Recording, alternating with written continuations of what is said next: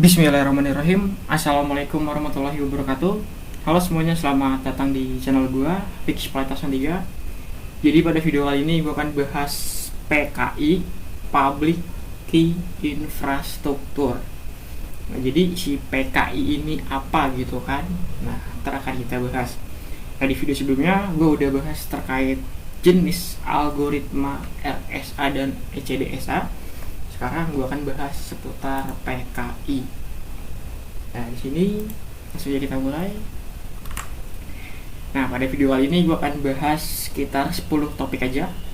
Yang pertama, ada apa itu PKI, kenapa PKI dibutuhkan, hubungan PKI dengan kriptografi, komponen utama dari PKI, terus ada peran Certificate Authority atau CA, terus ada cara kerja dari PKI secara konsep, terus ada PKI dalam kehidupan nyata, terus ada PKI dan sertifikat digital X.509, dan ada PKI dalam WiFi Enterprise 802.1x, dan yang terakhir ada kesimpulannya. Jadi ada 10 topik lah yang akan gue bahas pada video kali ini.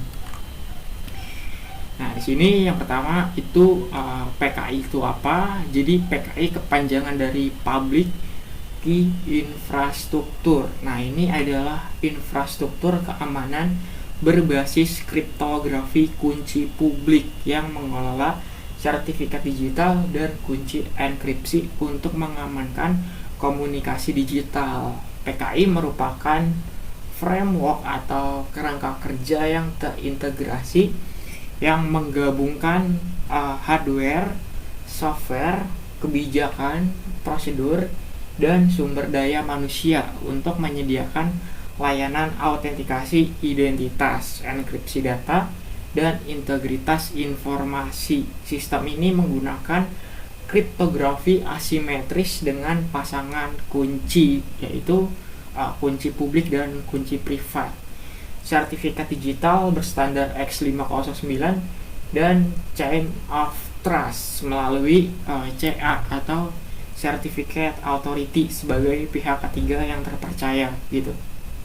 Nah, jadi PKI itu merupakan framework gitu yang terintegrasi yang menggabungkan beberapa komponen di dalamnya. Nah, kenapa kita butuh PKI gitu? Nah, yang pertama, autentikasi identitas. Memverifikasi identitas pihak yang berkomunikasi secara online atau secara langsung. Yang kedua, ada enkripsi data, melindungi kerahasiaan informasi sensitif saat data itu disalurkan atau ditransmisikan. Terus ada integritas data, memastikan data tidak diubah atau dimanipulasi selama pengirimannya. Terus ada non-repudiation, pengirim tidak dapat menyangkal telah mengirim data karena tanda tangan digital itu berfungsi sebagai buktinya. Terus ada kepercayaan digital, membangun sense of trust dalam ekosistem internet. Terus yang terakhir ada mencegah serangan gitu, mencegah serangan cyber, melindungi dari serangan MITM, phishing, dan pemalsuan identitas gitu. Jadi PKI ini sangat dibutuhkan lah, atau sangat penting.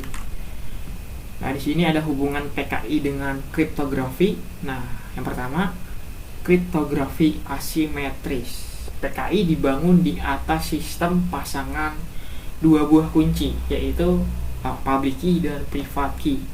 Nah, yang kedua ada enkripsi atau dekripsi. Data dienkripsi menggunakan kunci publik. Terus kalau mau kita dekripsi menggunakan kunci privat. Terus ada digital signature atau tanda tangan digital. Nah, penandatanganan menggunakan kunci privat. Terus untuk memverifikasi menggunakan kunci publik. Jadi ini kebalikannya gitu dari ini. Dimana kalau kita mau data itu dienkripsi kita pakai public, kalau kita signature kita pakai kunci privat. Jadi kebalikannya. Terus ada algoritma kriptografi. Nah, di sini menggunakan beberapa algoritma gitu. Ada RSA, ada ECC, ada DSA, ada ECDSA untuk menjamin keamanan. Terus ada hash function atau fungsi hash.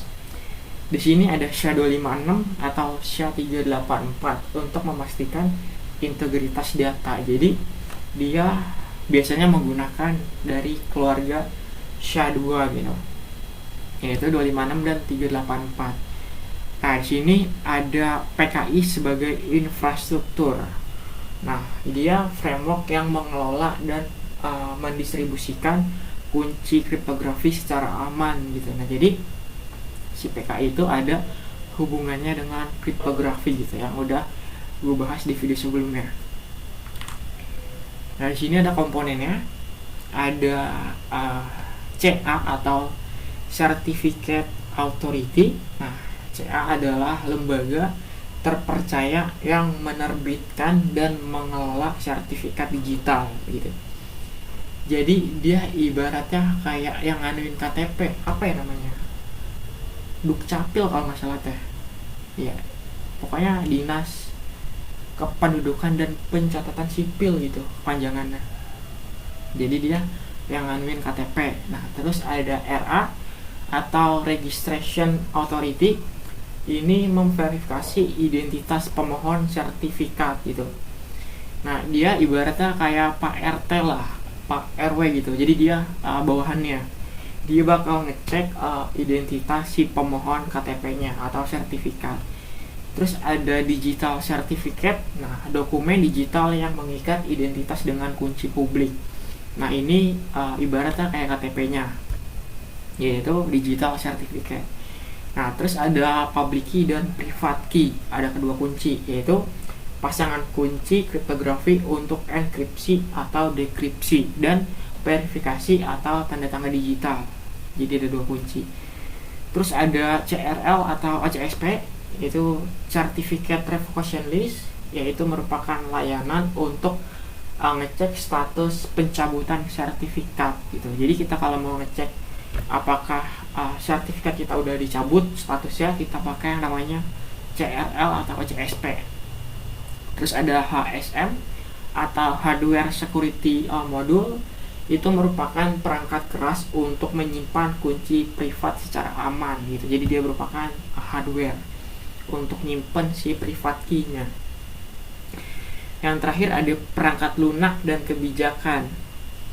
Nah, itu merupakan sistem manajemen PKI dan aturan yang mengatur seperti operasional, seperti penggunaan dan pencabutan sertifikatnya. Jadi sistem si anunya gitu, yang anuin operasionalnya, kayak pembuatannya gimana, penggunaannya, dan cara nyabutnya gitu. Itu adalah komponen utama PKI. Nah, next, bentar, mana tadi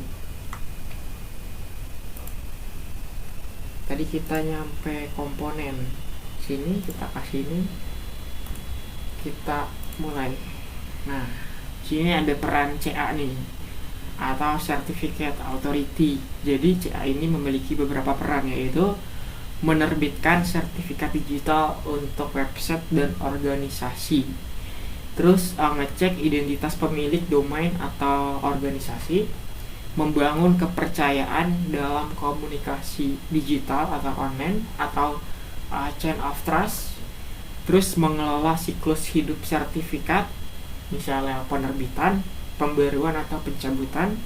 Terus menjamin integritas dan keaslian sertifikat digital. Terus menandatangani sertifikat secara digital, menyediakan mekanisme pencabutan sertifikat atau CRL atau CSP gitu. Jadi dia yang ibaratnya nganuin si sertifikat tersebut lah, yang ngelola si CA ini.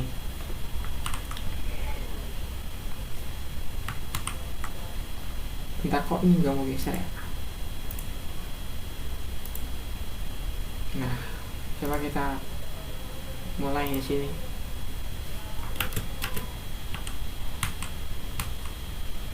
Kita masuk ke cara kerja PKI.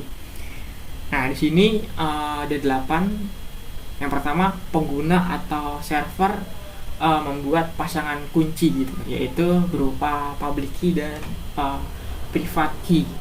Terus kemudian pengguna kirim permintaan sertifikat atau CSR kepada si CA gitu. Yang ketiga, CA akan memvalidasi identitas pemohon. Terus ada CA menandatangani dan menerbitkan sertifikat tersebut. Terus sertifikat dipasang di sisi server dan perangkat. Terus klien memverifikasi sertifikat lewat root CA-nya. Nah, jika valid si root CA-nya, maka koneksi dipercaya dan aman gitu. Nah, komunikasi terenkripsi dengan kunci yang sudah diverifikasi gitu, atau kunci yang sudah dibuat. Nah, jadi kurang lebih kayak gitu. Nah, di sini kita nggak pakai RA gitu. Jadi dia dari pengguna langsung ke CA-nya tanpa perlu si pihak keduanya gitu, atau Pak RT-nya atau RA-nya. Jadi dia langsung ke sininya, ke CA-nya yang nganuin sertifikat. Lalu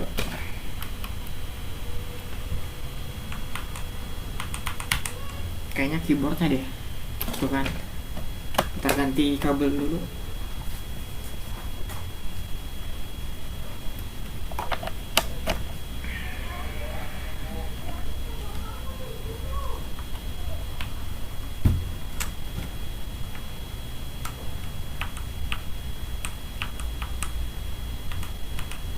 Nah, ini udah normal.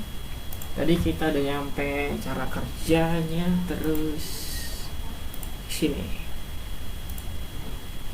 Jadi sorry. Nah, sini kita masuk ke dalam PKI dalam kehidupan nyata. Jadi PKI itu ada gitu dalam kehidupan kita. Misalnya seperti HTTPS, SSL, dan TLS. Nah, dia mengamankan website dan transaksi online gitu. Misalnya belanja atau juga m-banking gitu. Terus ada email terenkripsi. Nah, di sini misalnya S atau MAM, dimana untuk enkripsi dan tanda tangan digital. Terus ada tanda tangan digital. Nah, tanda tangan dokumen elektronik yang sah secara hukum. Terus ada VPN, autentikasi koneksi jaringan pribadi virtual. Terus ada kode signing, memverifikasi keaslian software dan aplikasi yang diunduh. Terus ada smart card atau token, autentikasi karyawan untuk akses sistem perusahaan. Ada mobile banking, keamanan transaksi perbankan di aplikasi mobile. Ada e-government, layanan pemerintah digital seperti iktp, pajak online, dan perizinan. Ada IoT device, autentikasi perangkat smart home dan industri. Terus ada blockchain atau cryptocurrency, keamanan transaksi dan dompet digital gitu. Jadi PKI itu kita sebenarnya nggak nyadar gitu, padahal dia ada dalam kehidupan kita gitu. Misalnya kayak gini. Nah, sini langsung aja kita masuk ke dalam PKI dan sertifikat digital X509. Nah, di sini yang pertama standar format. Nah, X509 adalah standar internasional untuk sertifikat digital PKI. Terus ada isi sertifikat. Nah, di sini isinya ada versi, nomor versi, ada CA-nya atau issuer-nya, ada pemilik atau subjek. Terus juga ada kunci publik, ada masa berlakunya, dan tanda tangan digitalnya. Terus ada versi. Nah, X509 paling umumnya itu dia pakai yang versi 3. Terus ada format filenya, ada DAR atau juga bisa PEM. Kalau DAR berbasis binary, kalau PEM berbasis text base 64. Nah, di sini ada chain of trust.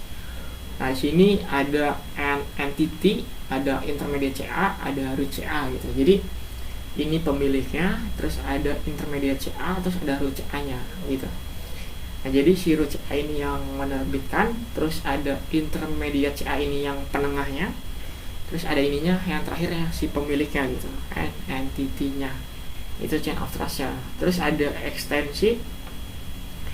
Nah, di sini ada kayak usage, ada contoh penggunaan kuncinya, ada SAN atau subject alternative name, ada EQ atau extended key usage, ada validasi, cek tanda tangan CA-nya, masa berlakunya, dan status pencabutannya gitu.